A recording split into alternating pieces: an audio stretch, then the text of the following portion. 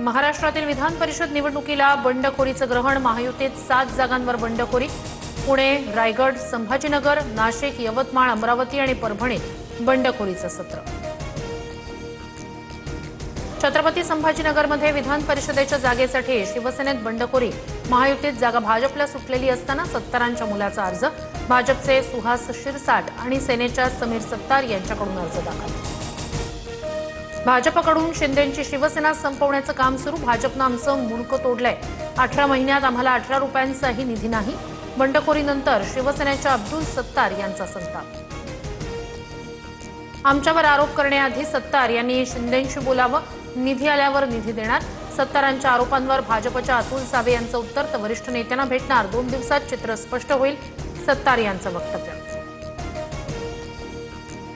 दोन्ही शिवसेना एकत्र याव्या, अंबादास दानवे यांच्या वक्तव्यानं भुवया उंचावल्या। तर आम्ही बाळासाहेब आणि हिंदुत्वाचा विचार घेऊन चाललोय, आमची घोडदौड अशीच सुरू राहील। उपमुख्यमंत्री शिंदे यांनी मुद्दा अप्रत्यक्ष खोडून काढला। पुण्यात राष्ट्रवादीत विधान परिषद उमेदवारीवरून मोठा ड्रामा। राष्ट्रवादीच्या 2 उमेदवारांकडून अर्ज दाखल। विक्रम काकडे यांचा अधिकृत उमेदवारी अर्ज, तर सुनील टिंगरेंकडून डमी अर्ज दाखल।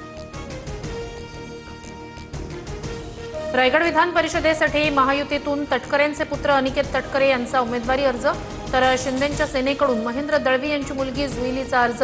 जागा राष्ट्रवादीला असताना शिंदे सेनाही आग्रही। परभणीसाठी महायुतीत राष्ट्रवादीकडून बंडखोरी। परभणीची जागा शिवसेनेकडे असतानाही राष्ट्रवादीकडून 2 अर्ज। विजय जामकर, संग्राम जामकर यांचा अर्ज अपक्ष म्हणून रिंगणात।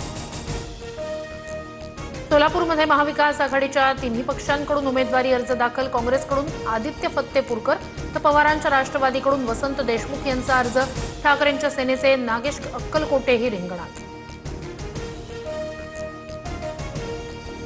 कॉकरोच जनता पार्टीचे संस्थापक अभिजित तिपके भारतात येणार। 6 जूनला दिल्लीत आंदोलनाची घोषणा। केंद्रीय शिक्षण मंत्र्यांच्या राजीनाम्याची मागणी। विद्यार्थ्यांना मोठ्या प्रमाणात आंदोलनात सहभागी होण्याचं आवाहन। रत्नागिरीत पुढील 2 महिने मासेमारी बंद। माशांच्या प्रजननासाठी 31 जुलैपर्यंत मासेमारी बंद ठेवण्याचे आदेश। शेकडो मच्छीमारी नौका बंदरात विसावल्या।